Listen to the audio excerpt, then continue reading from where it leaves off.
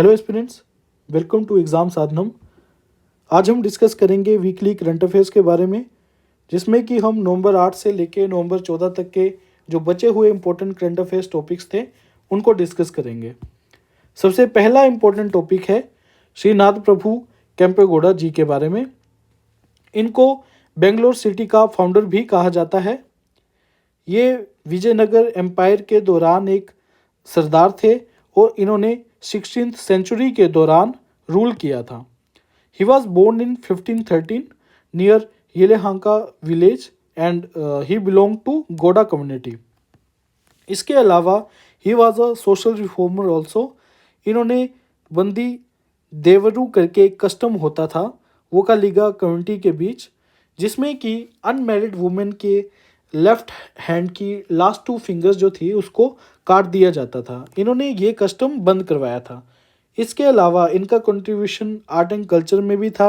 इन्होंने गंगा गौरी विलासा नामक एक यक्षगना प्ले लिखा था जो कि तेलुगु लैंग्वेज में था। यक्षगना एक थिएटर फॉर्म है जो कि कर्नाटका में पाई जाती है। न्यूज़ में ये इसलिए था क्योंकि इनकी 108 फीट लंबी प्रतिमा जो है, ब्रोंज स्टैच्यू जो है, वो इंडियन प्राइम मिनिस्टर के द्वारा उसका उद्घाटन किया गया है बेंगलोर में। इस स्टैच्यू को रामवी सुतार जी ने बनाया है, जिन्होंने कि स्टैच्यू ऑफ यूनिटी भी बनाया था। नेक्स्ट इंपॉर्टेंट टॉपिक है ईस्ट एशिया समिट का।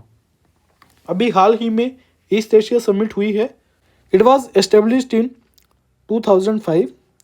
It is the only leader-led forum at which all key Indo-Pacific partners meet to discuss political, security, and economic challenges. It is not restricted to one domain only.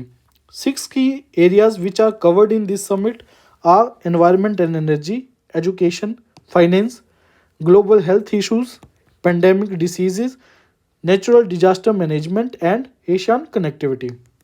इसके total 18 members हैं। 10 members जो हैं वो ASEAN group को belong करते हैं and 8 other countries are Australia, China, Japan, India, New Zealand, republic of Korea, Russia and USA.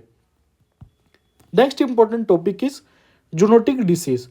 Zoonotic disease, as the name suggest, this disease is transmitted by animal. ये insect के द्वारा भी हो सकती है और एनिमल के द्वारा भी हो सकती है, और ये बैक्टीरियल, वायरल और पैरासिटिक जो है इसकी अलग अलग तरह की फॉर्म्स जो हैं वो भी हो सकती है। जूनोटिक डिसीज़ में कोविड-19, rabies, avian influenza, Nipah, Ebola, SARS, bird flu जैसी बीमारी आती हैं।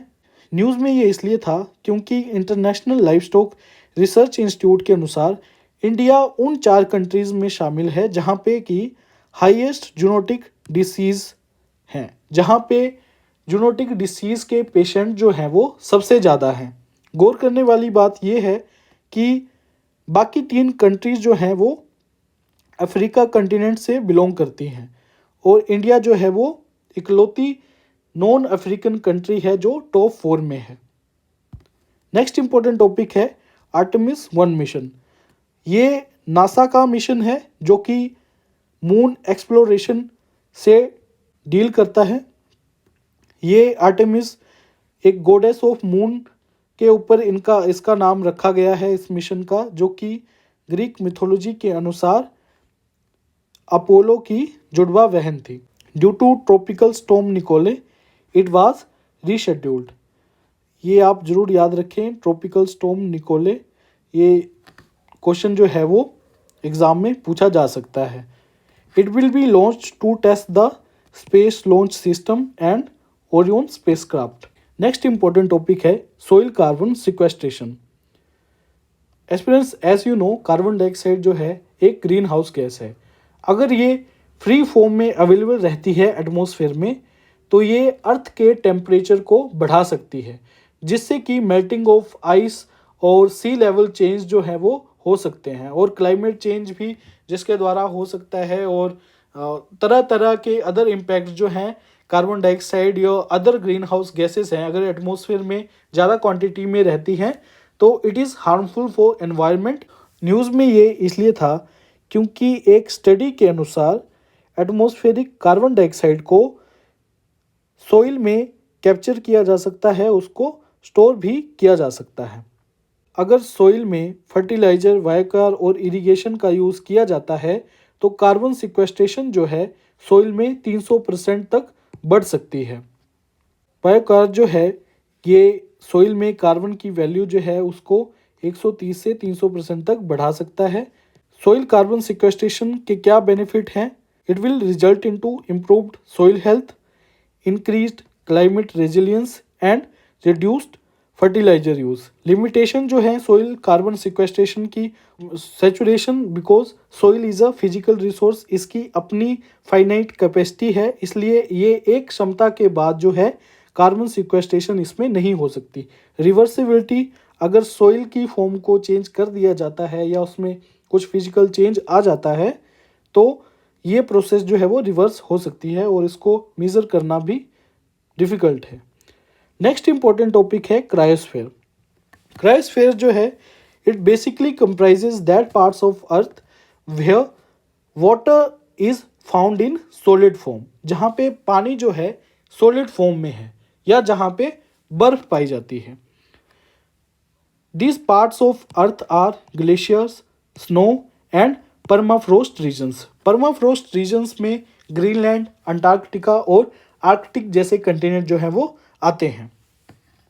क्रायोस्फीयर्स जो है वो दो पार्ट्स में डिवाइडेड है, that is ice and snow on land and ice found in water. Ice found in water, इसमें फॉर एग्जांपल आर्कटिक और अंटार्कटिका के ओशियन जहाँ पे पानी जो है बिल्कुल फ्रीज हो चुका है और frozen lakes, frozen rivers etcetera जो है वो आइस फाउंड इन वाटर ये सेकंड पार्ट में कवर होती है। न्यूज़ में ये इसलिए था क्योंकि वर्ल्ड मेट्रोलॉजिकल ऑर्गेनाइजेशन के अनुसार क्रायोस्फीयर का जो एरिया है वो कम हो रहा है। इसकी मेन वजह ये है क्योंकि अभी का जो ग्लोबल मीन टेम्परेचर है वो प्री इंडस्ट्रियल लेवल से लगभग 1.15 डिग्री सेल्सियस ज़्यादा है, जिसकी वजह से melting of glaciers and melting of ice जैसे फिनोमेना जो है वो रिजल्ट कर रहे हैं। इसके अलावा एल नीनो और ला नीना जैसे प्रोमिनेंट फिनोमेना जो कि क्लाइमेट चेंज को इन्फ्लुएंस कर रहे हैं। El Nino as you know, इसमें कोल्ड पेरुवियन करंट जो है वो वार्म में चेंज हो जाता है और वहाँ पे लो प्रेशर कंडीशंस फॉर्म होती हैं और ज़्यादा रेनफॉल होता है। इसकी वजह से इंडियन मॉनसून वीक हो जाता है और इंडिया में सूखे जैसी कंडीशन जो है वो आ जाती हैं। ला नीना जो है एल नीनो के बिल्कुल अपोजिट है। इसमें कोल्ड पेरुवियन करंट जो है वो और ज़्यादा कोल्ड हो जाता है और इंडियन मॉनसून जो है और भी ज़्यादा इफेक्टिव हो जाती है। इंडिया में बाढ़ जैसी स्थिति भी हो जाती है। ये नॉर्थ अमेरिका के कंट्रीज़ और उनके वेस्टर्न पार्ट्स को भी प्रभावित करता है, जो ला नीना इफेक्ट है। तो एस्पिरेंट्स, इस बार के वीकली करंट अफेयर्स में इतना ही। आगे की वीडियोस में हम other important current affairs topics cover करेंगे। Thank you.